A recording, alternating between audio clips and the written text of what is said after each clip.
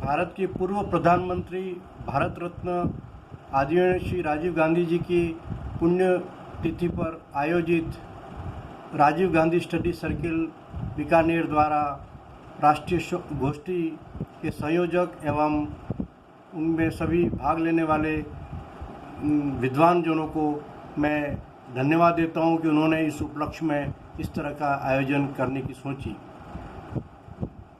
हमारे पूर्व प्रधानमंत्री आज भौतिक रूप में हमारे बीच मौजूद नहीं है, लेकिन उनके कार्यों की वजह से हम उनको आज भी याद करते हैं। यूँ तो जीने के लिए लोग जिया करते हैं, लाभ जीवन का नहीं फिर भी लिया करते हैं। मृत्यु से पहले भी मरते हैं हज़ारों, लेकिन ज़िंदगी उनकी है जो मर के जिया करते हैं। और वही राजीव गांधी जो भारत के अंदर संचार क्रांति का युग लाए, और उन्हीं की वजह से आज हम देख रहे हैं कि भारत उन विकसित देशों की श्रेणी में आ गया है, क्योंकि उस संचार क्रांति से भारत के अंदर हर क्षेत्र में शिक्षा, मेडिकल, इंजीनियरिंग सभी क्षेत्रों में बहुत त्वरित गति से विकास हुआ।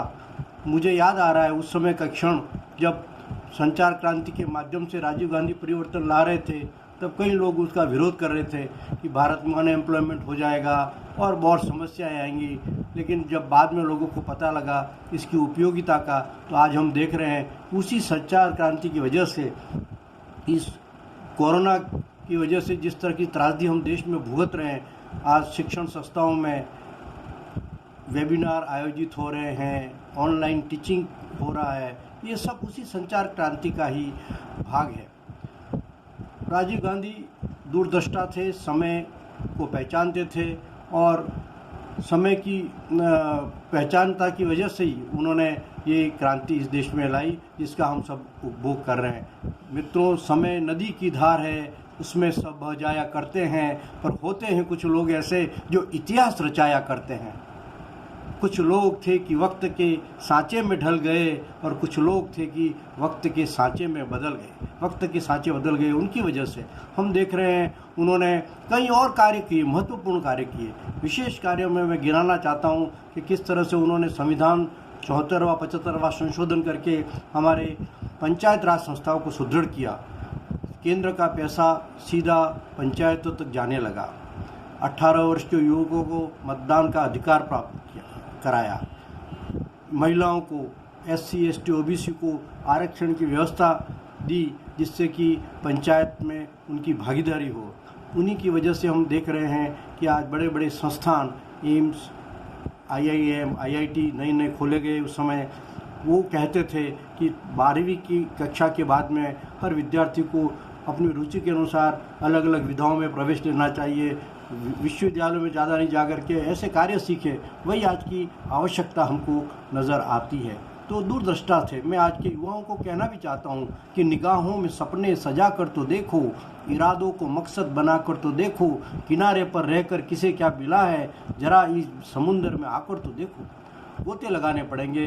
राजीव गांधी ने उसी तरह की बातें सोच करके वो हमारे देश को 21वीं शताब्दी के अंदर आगे ले जाना चाहते थे, और उनके दूरदृष्टिता की वजह से ही हम विभिन्न तरह के आयामों में मुझे याद आता है कि किस तरह से नवोदय विद्यालय खोले गए। आज जिस तरह की कंप्यूटर क्रांति है, उसका सभी तरह का श्रेय हम उन्हीं को देते हैं।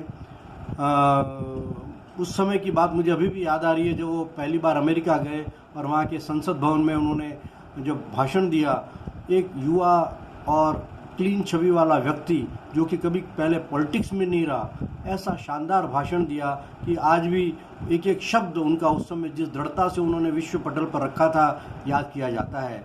ऐसे दिव्य दृष्टा को हम नमन करते हैं, और वो कहते हैं कि मैं अपनी पहचान छोड़ करके जाऊंगा। वो अपनी पहचान छोड़ करके गए हैं। वो एक अच्छे आदमी थे। मित्रों, बड़ा आदमी होना अच्छी बात है, लेकिन अच्छा आदमी होना बहुत बड़ी बात है। राजीव गांधी एक बहुत अच्छे व्यक्ति थे। उन्होंने और भी कई क्षेत्रों में हमारे देश में काम किया। ऐसे व्यक्ति को आज हमारे बीच में नहीं है। हम श्रद्धांजलि अर्पित करते हैं, और इस गोष्ठी के माध्यम से हम उनके द्वारा दिए गए संदेशों को लोगों तक पहुंचाएंगे। बहुत बहुत धन्यवाद सभी पुनः राजीव गांधी स्टडी सर्किल के संयोजक और सभी प्रतिभागियों का। जो इस सम्मेलन में भाग लेंगे। मेरी बहुत बहुत शुभकामनाएं।